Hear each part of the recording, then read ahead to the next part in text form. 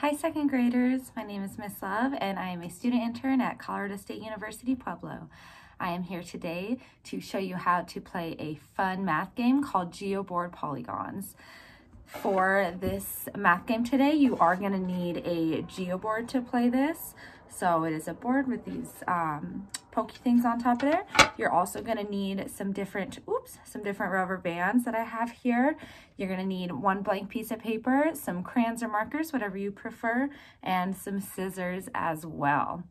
So the standards that we're going to be addressing in this game today are being able to recognize and draw shapes having specified attributes such as a given number of angles or a given number of equal phases.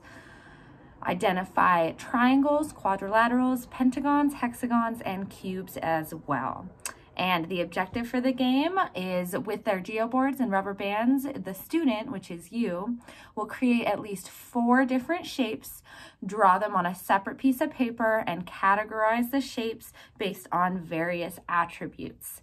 So this is going to be a fun game that you can either play by yourself or you can play it with other people or a whole class, depending on where you are and what you want to do. So before we start playing this, I want you to ponder, which is wonder, whether a shape can have only one side.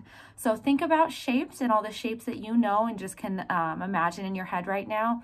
And think about that question. Can shapes only have one side?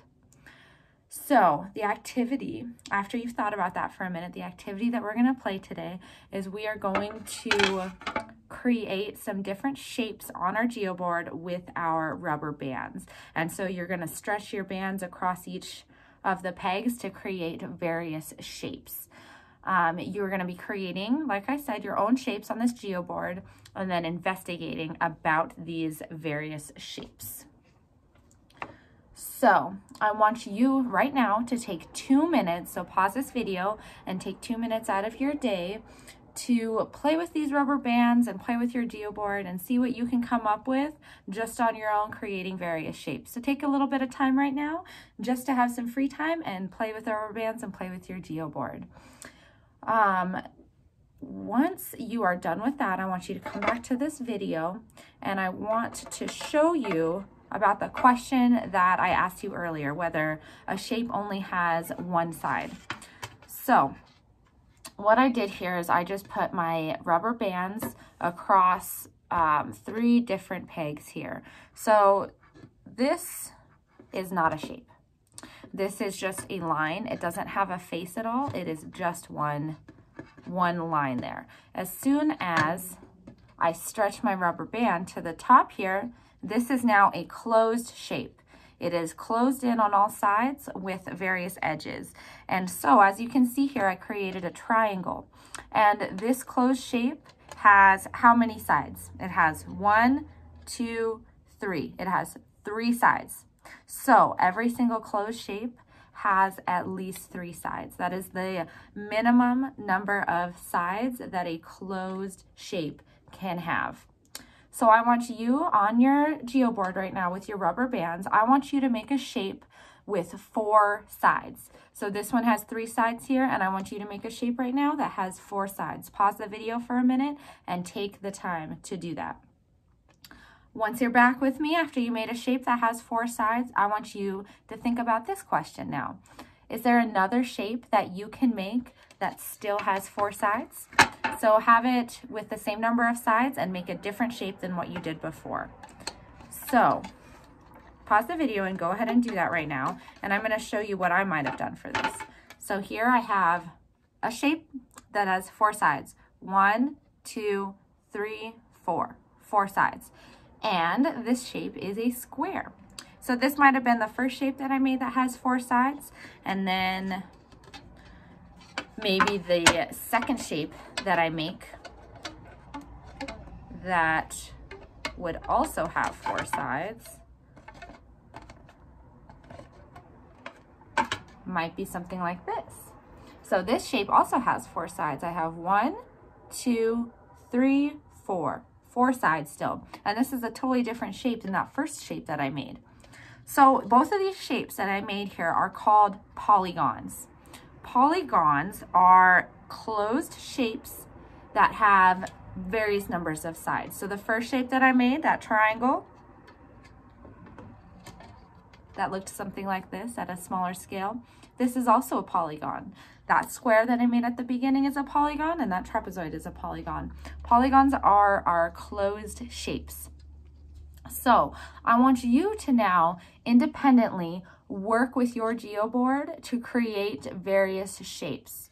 I want you to make different polygons, and remember, polygons are closed shapes, so I want you to make different polygons, and every time that you create a shape on your Geoboard, I want you to take your blank piece of paper and I want you to draw that shape with either your crayons, your markers, your colored pencils, whatever medium that you have. I want you to draw that exact shape on your piece of paper. If you need more paper, that is absolutely okay. Just grab another sheet of blank paper and continue drawing your shapes. So there are lots of shapes that we can make. You can draw shapes that are different sizes, and you can copy those different sizes onto your paper. You can draw various shapes that have different sides, different number of sides, and you can draw as many different shapes as you can. Everything that you come up with, I want you to do it on this Geoboard, and then I want you to draw it out. I want you to do at least 4 different shapes. The more the better though. So if you can do more than 4 shapes, that is the best. But the minimum that you need to do is at least 4 different shapes. Once you have completed that, then we are going to cut out our shapes, and every single one that you drew on paper, and you might actually need more than one piece of paper, and that's okay. I only want you to use one side of the white paper.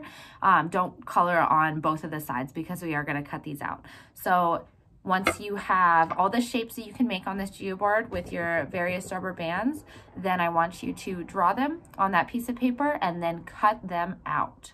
So once you have them cut out, we are now going to categorize these various shapes. So there are lots of ways that you can categorize shapes. You can categorize them based on color.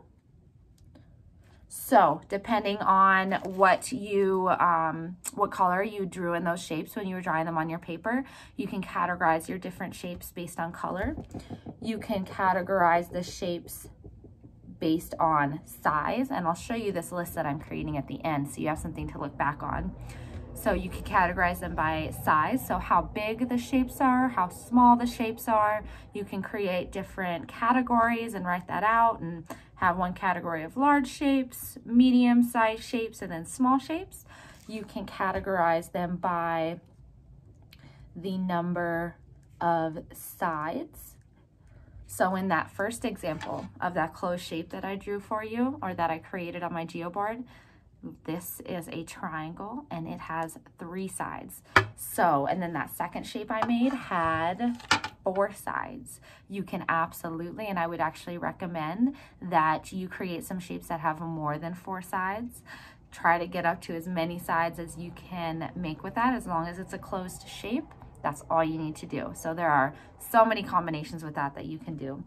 So you can categorize them by the number of sides. You can categorize them, if you know this word, you can categorize them by the number of vertices. And that is where our edges connect. So the points on our shapes where edges connect. So on this Geoboard here, our vertices would be right here on this peg, which is where they connect. We would have one right here, and we would have one right here. So everywhere that a point where our edges connect, that is going to be a vertice. And you might notice some patterns. Whoop. You might notice some patterns as you're categorizing some of these shapes. You can, I'm trying to think of other ways that you can categorize shapes. You can categorize them by their names as well. So some of them might have similar prefixes at the beginning of the shape name, or they might have similar endings. So however you want to do that. If you think of other ways that you can categorize shapes, please use those. This is an example here that you can look back on if you are trying to figure out how to categorize your shapes. So you can categorize them by color, by size, by the number of sides, You can categorize them by the number of vertices, and you can even categorize them by the names or what they have in common with their names. So take the time now, once you have all of your shapes cut out that you could create on your Geoboard, go ahead and categorize them in as many ways that you can. See how many categories you can create with these shapes and have fun with doing that. At the end, you can always play with your rubber bands and see if you can make open shapes or even different shapes that you couldn't do when they were closed shapes. So I hope you have fun with this game, and I hope you enjoy the hands-on part of using our rubber bands to make shapes on our fun Geoboards.